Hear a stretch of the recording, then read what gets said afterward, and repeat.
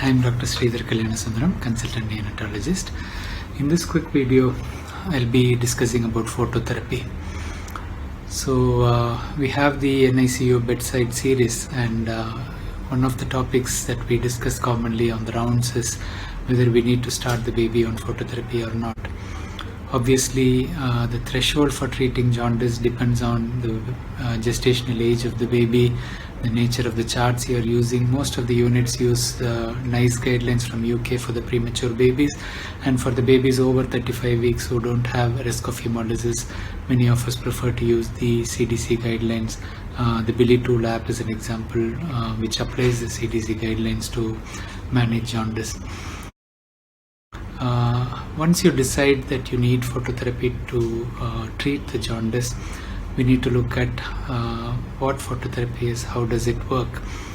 So phototherapy is nothing but blue light in most situations. I know there are studies which have looked at green light as well, but most of the units still use the blue lights. You have the tube light based sources and you have the LED light based sources. You have the Billy beds or caves. So obviously Billy blankets are there as well. So it depends on the number of surfaces you want to use, whether it is double surface phototherapy or intensive phototherapy, when you may use a Billy drum.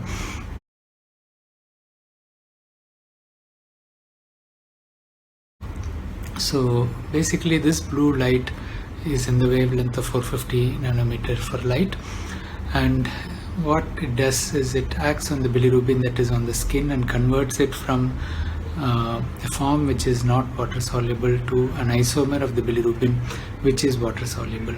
So it also has a permanent change in the isomerization to lumirubin, and the semi-permanent state where it can still change from one to the other forms of bilirubin isomerization.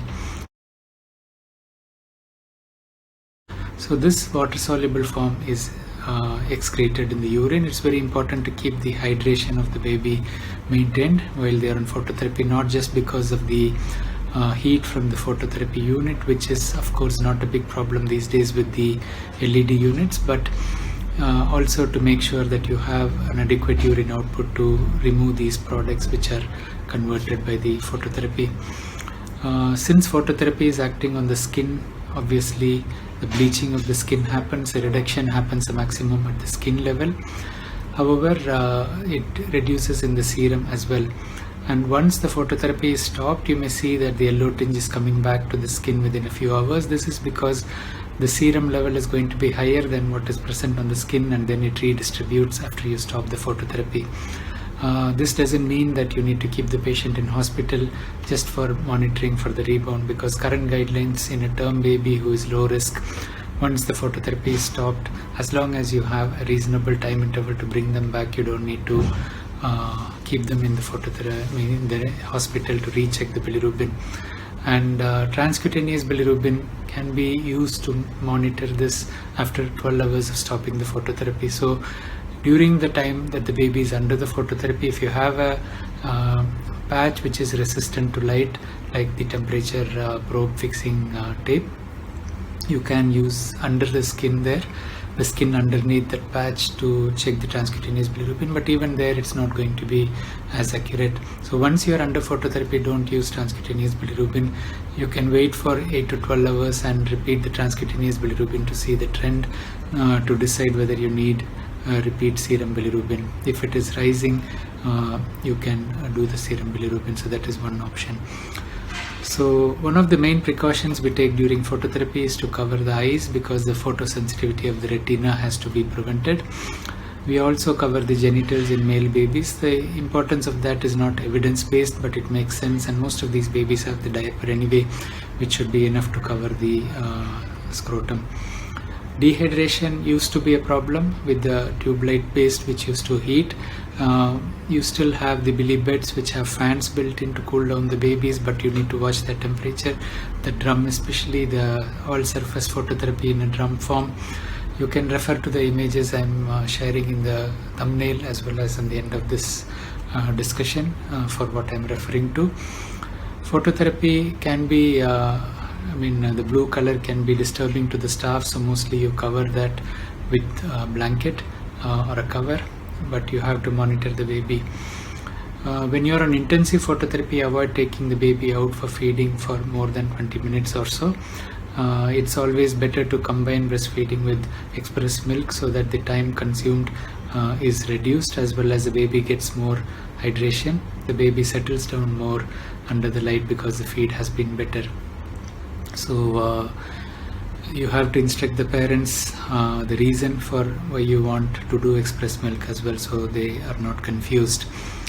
The other important point about phototherapy is concept of irradiance. So irradiance is the actual efficacy unit, efficacy measure of the phototherapy, and it depends on the light itself as well as the distance from the surface and the surface area that is exposed. So you cannot cover the baby up while they're under phototherapy. The more the surfaces you cover, the better. If the baby is getting just from the top, you need to rotate the baby from time to time, so the different surfaces get exposed during the same episode of phototherapy. The irradiance can be increased by keeping the unit close. Previously we used to have a distance of 40 centimeter, which we no longer need to follow. It has to be safe, and remember, if you keep it too close to the baby, you need to be aware when you move the baby, you have to move the phototherapy off, otherwise the baby may be accidentally hitting the unit if you have to lift the baby or something for nappy change. So hydrate the baby well, maintain the irradiance. In my opinion, there is no point giving single phototherapy, because if you are treating the jaundice, if you are taking the pain of treating the jaundice, all the disturbances that come with it, better treat it well, so the duration that you need the treatment is reduced.